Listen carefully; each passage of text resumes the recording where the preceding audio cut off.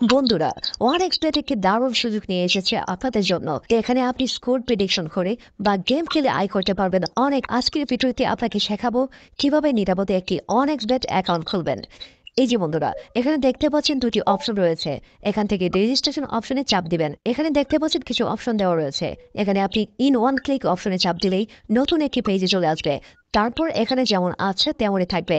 এখন প্রোমো কোডের ঘরে লিখবেন 23BD। হ্যাঁ বন্ধুরা, ভালো করে শুনুন, 23BD। এই প্রোমো কোডটি দিলেই 24 ঘন্টায় ডিপোজিট ও উইথড্র করতে পারবেন। প্রতি সপ্তাহে বোনাস সহ অ্যাকাউন্ট খুললে 100% বোনাস পাবেন। এরপর এখানে খালি করে টিক দিয়ে এই রেজিস্টার বাটনে চাপ দেবেন। এরকম রোবট ভেরিফিকেশন চাইলে তা সফলভাবে করে নেবেন। এই যে দেখুন, আপনাকে আইডি আর পাসওয়ার্ড দেওয়া হয়েছে। এই আইডি আর পাসওয়ার্ড অবশ্যই স্ক্রিনশট নেবেন অথবা কপি করে রাখবেন। তারপর নেক্সট বাটনে চাপ দেবেন। দেখুন, অ্যাকাউন্ট খোলা হয়ে গেছে। এখন অ্যাকাউন্ট ভেরিফাই করবেন কিভাবে তা দেখাচ্ছি। এই জন্য নিচে এই মেনু বাটনে চাপ দিয়ে উপরে পার্সোনাল প্রোফাইলে চাপ দিলে এরকম একটি পেজে চলে আসবে। এখন এই যে দেখতে পাচ্ছেন ফোন নাম্বার লিঙ্ক, এখানে চাপ দিয়ে আপনার ফোন নাম্বারটি বসাবেন। দেখবেন আপনার ফোন নাম্বারে একটি কোড আসবে।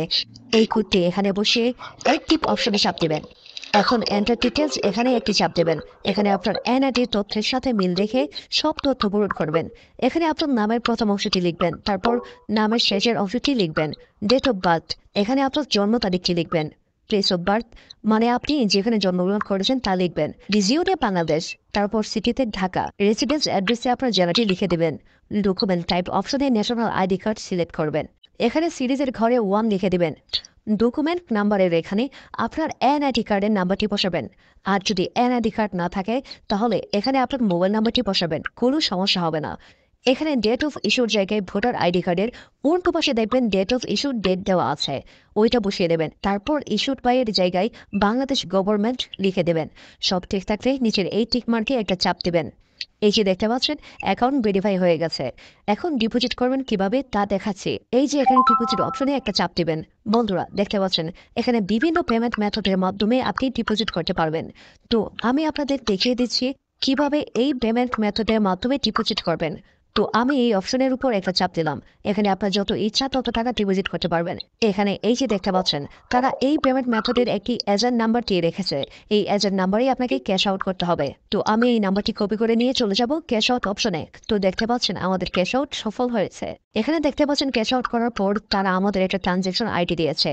এখান থেকে ট্রানজ্যাকশন আইডিটি কপি করে চলে যাবেন সেই আগের অপশনে। যাওয়ার পর এই যে উপরে আপনি যত টাকা ক্যাশ আউট করেছিলেন তা লিখবেন। তারপর আমরা যে ট্রানজ্যাকশন আইডিটি কপি করে এনেছি সেই ট্রানজ্যাকশন আইডিটি এখানে বসাবো। এরপর এখানে যে নাম্বার থেকে আপনি ক্যাশ আউট করেছিলেন সেই নাম্বারটি এখানে লিখে দেবেন। এরপরে নিচে কনফার্ম বাটনে চাপ দিলেই আপনার ডিপোজিট সাকসেসফুল হয়ে যাবে। তারপর 5 থেকে 10 মিনিট পরে দেখবেন আপনার অ্যাকাউন্টে টাকা যোগ হয়ে গেছে।